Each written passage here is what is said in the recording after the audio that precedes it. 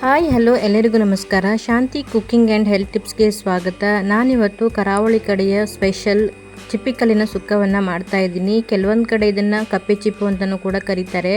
ಬನ್ನಿ ಹಾಗಿದ್ರೆ ಈ ಚಿಪ್ಪಿಕಲ್ಲಿನ ಸುಕ್ಕನ ಹೇಗೆ ಮಾಡೋದು ಅಂತ ನೋಡೋಣ. ಅದಕ್ಕಿಂತ ಮೊದಲು ಯಾರೆಲ್ಲ ನಮ್ಮ ಚಾನಲ್ನ ನೋಡ್ತಾ ಇದ್ದೀರಾ ಪ್ಲೀಸ್ ಲೈಕ್ ಆ್ಯಂಡ್ ಸಬ್ಸ್ಕ್ರೈಬ್ ಮಾಡಿ. ಮೊದಲಿಗೆ ನಾನಿಲ್ಲಿ ಚಿಪ್ಪಿಕಲ್ಲನ್ನು ಚೆನ್ನಾಗಿ ತೊಳೆದು ಕಟ್ ಮಾಡಿ ಈ ರೀತಿಯಾಗಿ ಒಂದು ಚಿಪ್ಪಿಯನ್ನು ಮಾಡಿಟ್ಕೊಂಡಿದ್ದೀನಿ. ಮೊದಲಿಗೆ ಒಂದು ಪ್ಯಾನ್ಗೆ 4 ರಿಂದ 5 ಒಣಮೆಣಸಿನಕಾಯಿ, 1 ಸ್ಪೂನ್ ಆಗುವಷ್ಟು ಕೊತ್ತಂಬರಿ ಬೀಜ, ಅರ್ಧ ಸ್ಪೂನ್ ಆಗುವಷ್ಟು ಜೀರಿಗೆ, 1/4 ಸ್ಪೂನ್ ಆಗುವಷ್ಟು ಮೆಂತ್ಯ ಕಾಳು ಹಾಗೂ 7 ರಿಂದ 8 ಒಣಮೆಣಸಿನಕಾಳು, ಸ್ವಲ್ಪ ಕರಿಬೇವನ್ನು ಸೇರಿಸ್ಕೊಂಡು ಚೆನ್ನಾಗಿ ಫ್ರೈ ಮಾಡ್ಕೊಳ್ತಾ ಇದ್ದೀನಿ.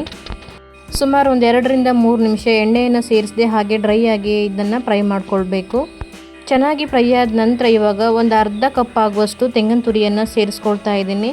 ತೆಂಗಿನ ತುರಿಯನ್ನು ಸೇರಿಸ್ಕೊಂಡ ನಂತರ ಅದನ್ನು ಕೂಡ ಚೆನ್ನಾಗಿ ಫ್ರೈ ಮಾಡ್ಕೊಳ್ಬೇಕು. ನೋಡಿ, ಸೇರಿಸ್ಕೊಂಡಿರುವಂತಹ ತೆಂಗಿನಕಾಯಿ ಎಲ್ಲ ಚೆನ್ನಾಗಿ ಫ್ರೈ ಆಗಿದೆ. ಇವಾಗ ಇದನ್ನು ಪೂರ್ತಿಯಾಗಿ ತಣ್ಣಗಾಕೆ ಬಿಡ್ತಾ ಇದ್ದೀನಿ.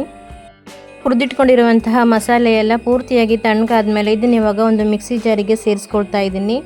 ನೀರನ್ನು ಸೇರಿಸ್ಕೊಳ್ದೆ ಹಾಗೆ ಡ್ರೈ ಆಗಿ ಇದನ್ನು ಪೌಡ್ರ್ ಥರ ಮಾಡ್ಕೊಳ್ಬೇಕು. ಚಟ್ನಿ ಪೌಡ್ರೆಲ್ಲ ಮಾಡ್ಕೊಳ್ತೀವಲ್ಲ ಆ ರೀತಿಯಾಗಿ ಇದನ್ನು ಡ್ರೈ ಆಗಿ ಪೌಡ್ರ್ ಮಾಡ್ಕೊಳ್ಬೇಕು. ನೋಡಿ, ಹೀಗೆ ಪೌಡ್ರ್ ಮಾಡ್ಕೊಳ್ಬೇಕು. ನಂತರ ಒಂದು ಪಾತ್ರೆಗೆ 1-2 ಸ್ಪೂನ್ ಆಗುವಷ್ಟು ಎಣ್ಣೆನ ಸೇರಿಸ್ಕೊಂಡು ಎಣ್ಣೆ ಚೆನ್ನಾಗಿ ಕಾದ ನಂತರ ಒಂದು ಕಟ್ ಮಾಡಿದ ಈರುಳ್ಳಿನ ಸೇರಿಸ್ಕೊಳ್ತಾ ಇದ್ದೀನಿ. ಹಾಗೆ ಒಂದು 2 ರಿಂದ 3 ಹಸಿಮೆಣಸಿನಕಾಯಿ, 1 ಸ್ಪೂನ್ ಆಗುವಷ್ಟು ಶುಂಠಿ ಬೆಳ್ಳುಳ್ಳಿ ಪೇಸ್ಟನ್ನು ಸೇರಿಸ್ಕೊಂಡು 1-2 ನಿಮಿಷ ಇದನ್ನು ಹುರ್ಕೊಳ್ಬೇಕು. ಹಾಗೆ ಇದಕ್ಕೆ ಒಂದು ಕಟ್ ಮಾಡಿದ ಟೊಮೊಟೊವನ್ನು ಸಹಿತ ಸೇರಿಸ್ಕೊಳ್ತಾ ಇದ್ದೀನಿ. ಟೊಮೊಟೊವನ್ನು ಸೇರಿಸ್ಕೊಂಡ ನಂತರ ಈರುಳ್ಳಿ ಮತ್ತು ಟೊಮೊಟೊ ಕಲರ್ ಎಲ್ಲ ಚೇಂಜ್ ಆಗಬೇಕು. ಅಲ್ಲಿವರೆಗೂ ಇದನ್ನು ಚೆನ್ನಾಗಿ ಫ್ರೈ ಮಾಡ್ಕೊಳ್ಬೇಕು. ಚೆನ್ನಾಗಿ ಫ್ರೈ ಆದ ನಂತರ ಇವಾಗ ಇದಕ್ಕೆ ಮೊದಲೇ ಕಟ್ ಮಾಡಿ ಒಂದು ಚಿಪ್ಪಿ ಮಾಡಿಟ್ಕೊಂಡಿರುವಂತಹ ಚಿಪ್ಪಿಕಲ್ಲನ್ನು ಸೇರಿಸ್ಕೊಳ್ತಾ ಇದ್ದೀನಿ. ಹಾಗೆ ಪೌಡ್ರ್ ಮಾಡಿಟ್ಕೊಂಡಿರುವಂತಹ ಮಸಾಲೆಯನ್ನು ಕೂಡ ಸೇರಿಸ್ಕೊಳ್ತಾ ಇದ್ದೀನಿ. ಹಾಗೆ ರುಚಿಗೆ ಬೇಕಾದಷ್ಟು ಉಪ್ಪನ್ನು ಸೇರಿಸ್ಕೊಂಡು ಮಿಕ್ಸಿ ಜಾರನ್ನು ತೊಳೆದು ಸ್ವಲ್ಪ ನೀರನ್ನು ಸೇರಿಸ್ಕೊಳ್ತಾ ಇದ್ದೀನಿ. ತುಂಬ ನೀರನ್ನು ಸೇರಿಸ್ಕೊಳ್ಳೋಕೆ ಹೋಗಬಾರ್ದು. ಮಸಾಲೆ ಎಲ್ಲ ಸೇರಿಸ್ಕೊಂಡ ನಂತರ ಇವಾಗ ಇದನ್ನು ಒಮ್ಮೆ ಚೆನ್ನಾಗಿ ಮಿಕ್ಸ್ ಮಾಡ್ಕೊಳ್ಬೇಕು. ಚಿಪ್ಪಿಕಲ್ಲಿನಲ್ಲಿ ಸ್ವಲ್ಪ ನೀರಿನ ಅಂಶ ಇರೋದ್ರಿಂದ ಸ್ವಲ್ಪ ನೀರು ಕೂಡ ಬಿಟ್ಕೊಳ್ಳುತ್ತೆ. ನಮ್ಮ ಕರಾವಳಿ ಕಡೆಯಲ್ಲಿ ಸಾಮಾನ್ಯವಾಗಿ ಅಪರೂಪಕ್ಕೆ ಸಿಗುವಂತಹ ಚಿಪ್ಪಿಕಲ್ಲಿದು.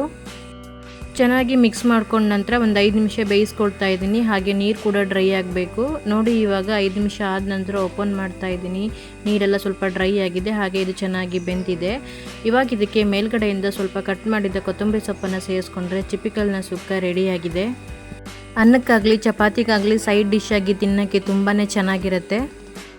ನೋಡಿದ್ರಲ್ವಾ, ನಮ್ಮ ಕರಾವಳಿ ಕಡೆಯಲ್ಲಿ ವಿಶೇಷವಾಗಿ ಸಿಗುವಂತಹ ಚಿಪ್ಪಿಕಲ್ಲು ಅಥವಾ ಕಪ್ಪೆ ಚಿಪ್ಪಿನ ಸುಕ್ಕವನ್ನು ಹೇಗೆ ಮಾಡೋದು ಅಂತ ಹೇಳಿ. ನಾನು ಮಾಡಿರೋ ಈ ರೆಸಿಪಿ ವಿಡಿಯೋ ನಿಮಗೆ ಇಷ್ಟ ಆದರೆ ಈ ವಿಡಿಯೋನ ನಿಮ್ಮ ಫ್ಯಾಮಿಲಿ ಆ್ಯಂಡ್ ಫ್ರೆಂಡ್ಸ್ಗೂ ಶೇರ್ ಮಾಡಿ. ಹಾಗೆ ಹೊಸದಾಗಿ ಯಾರೆಲ್ಲ ನಮ್ಮ ಚಾನಲ್ನ ನೋಡ್ತಾ ಇದ್ದೀರಾ ಪ್ಲೀಸ್ ಲೈಕ್ ಆ್ಯಂಡ್ ಸಬ್ಸ್ಕ್ರೈಬ್ ಮಾಡಿ ಆ್ಯಂಡ್ ಸಪೋರ್ಟ್ ಮಾಡಿ. ಬಾಯ್, ಹ್ಯಾಪಿ ಕುಕ್ಕಿಂಗ್. ಮತ್ತೆ ಸಿಗೋಣ ಹೊಸ ರೆಸಿಪಿಯೊಂದಿಗೆ.